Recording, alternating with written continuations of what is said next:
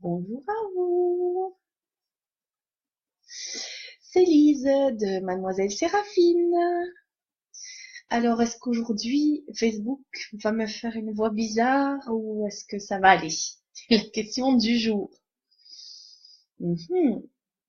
Alors, faites-moi un petit retour dès que vous entendez ceci, juste pour voir si tout fonctionne et si surtout vous m'entendez et vous me voyez. Moi, je vois des participants, des participantes, mais je n'ai aucune confirmation jusqu'à présent, donc j'attends encore un tout petit peu avant de me lancer, et puis on y va. Le thème du jour, donc, enfin le thème de la série, c'est l'enfant intérieur, et j'ai décidé d'aborder le thème de l'émerveillement aujourd'hui. Comment s'émerveille-t-on à partir de son enfant intérieur? Mhm. Bon, apparemment, voix normale pour l'instant, me voilà rassurée. Merci Facebook. Bon voilà, alors bonjour à toutes et à tous, c'est Elise de Mademoiselle Séraphine et je suis ravie de vous retrouver aujourd'hui pour la dernière pause de la semaine puisque nous sommes mercredi et qu'après il y a un long congé. Je vous souhaite déjà un très très bon long week-end pour celles et ceux qui seront en congé à partir d'aujourd'hui. Je vous retrouverai donc lundi, toujours sur la série de l'enfant intérieur. Alors, un bref rappel, je vous conseille toujours d'aller voir ce qui s'est dit avant dans les séries précédentes, puisque c'est un peu une suite logique. Nous avons abordé le thème des blessures de l'âme et notamment dans la dernière vidéo, l'explication de ce qu'était l'enfant intérieur et où est-ce qu'on le trouve et finalement euh, à quoi il nous donne accès cet enfant intérieur. Donc, pour faire bref, l'enfant intérieur, c'est la partie de vous, de votre âme, de votre essence. Certains l'appellent la source, d'autres l'appellent l'enfant intérieur, d'autres l'appellent votre âme, votre vous, qui fait votre identité propre, qui n'a pas encore été perturbée, dit conditionnée. Donc, c'est l'âme à l'état pur, si vous voulez. Et en se connectant à elle, à cet enfant intérieur, donc à cette âme pure et la partie qui représente l'enfant intérieur qui n'a pas encore été conditionné par vos parents, la société, le karma, le bagage socioculturel, l'économie, voilà, l'école, simplement à l'école.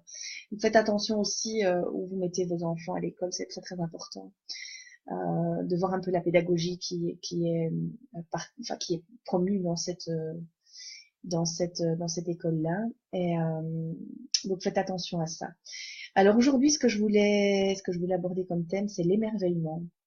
Donc en fait, cette partie d'enfant intérieur, la partie de vous qui est encore pure, etc., c'est celle qui va vous mener sur le chemin de la joie, mais de manière naturelle. Il n'y aura rien à forcer. Donc plus vous allez vous connecter à cette part de vous qui est encore intacte, plus vous allez sonner juste et être authentique et vraiment trouver le chemin qui vous convient et suivre votre propre voie, sortir des conditionnements bien sûr, mais aussi ne pas vous laisser influencer par ce qui se passe à l'extérieur. C'est un peu l'endroit, en sophro, on appelle ça aussi l'endroit, le sophroliminal, donc ni éveil ni sommeil, l'endroit où tout est juste. Et quand vous vous connectez là, tout est possible. Et c'est ce que l'enfant intérieur vous propose en regardant justement la vie en mode éveillé. Et pour regarder la vie, la mode, pour regarder la vie en mode éveillé, rien de tel que l'émerveillement et la joie. Alors, comment fait-on pour se connecter à la joie ou à l'émerveillement quand on a une journée de... Voilà, eh bien, changez votre angle de vue. Faites de tout ce qui est négatif quelque chose de positif. Apprenez la leçon. Regardez pourquoi on vous le resserre encore une fois sous le nez.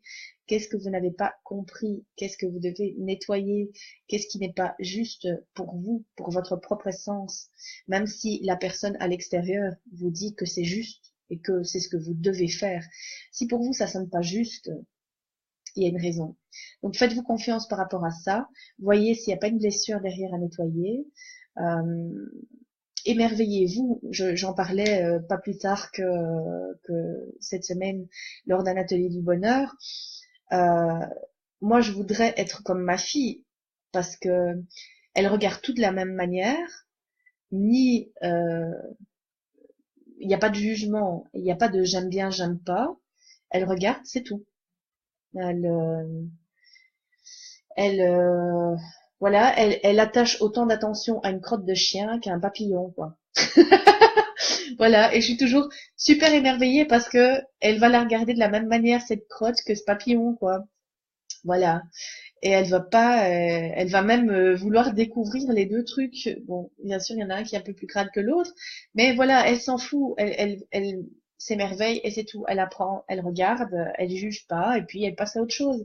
Et puis quand elle a quitté sa petite crotte et son petit papillon, ben voilà, c'est une poussière, c'est un morceau de nourriture, c'est une découverte gustative.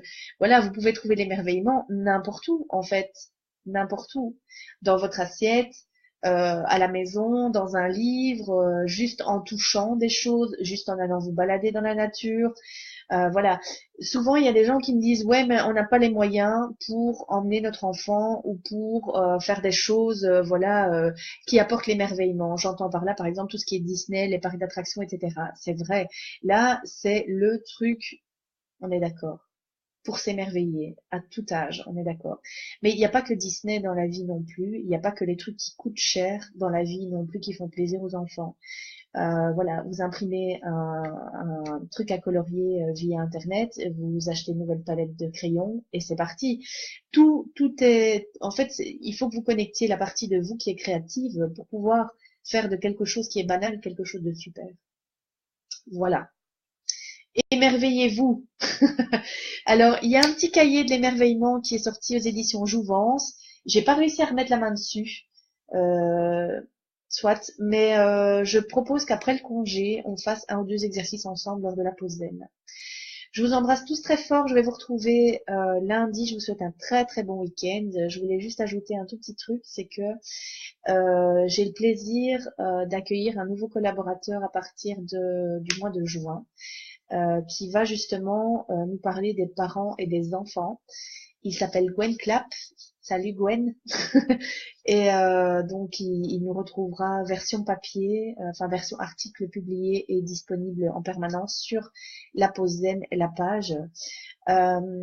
Pendant ces quelques jours de repos, j'ai publié des épisodes de la pause zen pour que vous puissiez pratiquer. Donc il y a des petits exercices, etc.